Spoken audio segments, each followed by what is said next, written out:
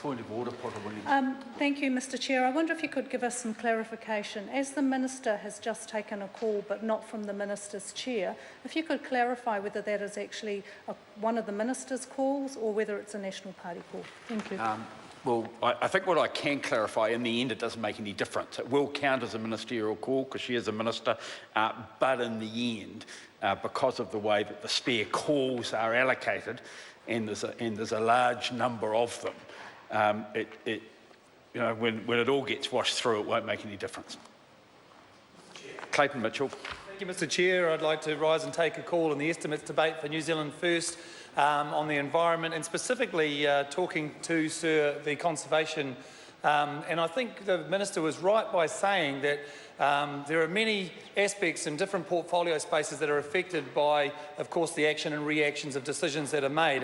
And specifically, Sir, I want to talk with regards to conservation and how much of a driver our conservation is for our tourism sector, Sir. We have seen a massive spike in tourism numbers and the spending coming in. Now it is obviously our largest contributor to our GDP. It's something like $13.5 billion and expecting to boost up to over $40 billion by the time we get to 2025. And the start of that positive trajectory was really at the back end, Sir, of the Hobbit film being released. And of course, that was all about the beautiful nature and the wildlife, the flora, the fauna and the topography of our country, and of course the tourists come driving in to our country to spend their hard-earned money, around about $35 million a day. But, Sir, the reality is quite different insofar as we are under-investing in this sector, Sir. You know, in real terms, we are around about $40 million per annum down on spending. In fact, it's more than that. It's $60 million down on spending since 2009. And I note that the Minister said that we're up on the year 2007 and 2008. But of course, that was the year that Labor was finishing their reign, Sir. And I like the way she cherry-picked those numbers because it suits them to say that they're less of a deduction than what it is now. In real terms, Sir, our capital expenditure is down since 2008 by $98 million per annum. Now, that goes into our infrastructure, all of our cabins, it goes into our tracks, it goes into infrastructure that is there which drives tourists to New Zealand. They're not coming to our theme park, Sir. They're not going to Rainbow's End in great numbers. They are coming to see the flora, the fauna, the landscape of this beautiful country, and we are underspending considerably in this factor. I mean, in business terms, if you've got something like the jewel of the crown, the thing that's bringing in value to your business, you invest in that, you promote that, you actually put your resources there. And we can see a decline in the support and the funding that conservation isn't getting and should be. Second point, Sir, when we talk about our beautiful animals and eradicating of our pests, and I hear the Minister talking about the Battle of the Birds campaign and spending vast amounts of money to eradicate those stoats and rats and possums, and look, everybody is absolutely on board with that.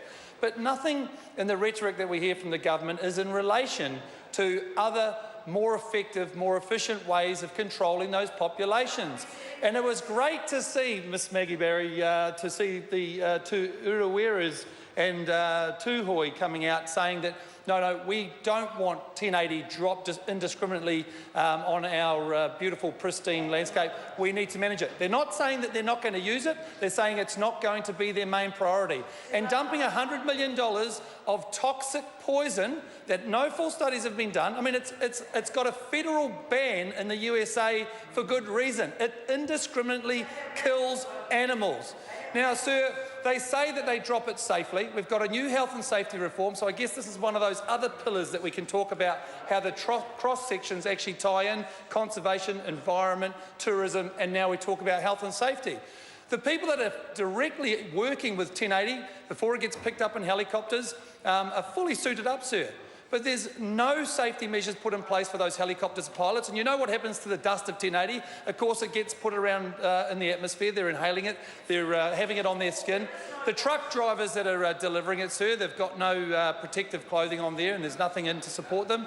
And yet we don't even know the full insidious nature of this drug 1080, of this poison 1080. There's been no carcinogenic test on it to see if it's cancer forming. We've got helicopters dropping 1080 pellets on the children that are walking around in our forests and landing on them, sir. We've got evidence of this is happening up in the Coromandel. We've got absolute evidence that this is happening. Now, we have to protect our environment, absolutely. We have to also protect the safety and the well-being of the people that are as part of our environment, sir, making up the whole holistic picture.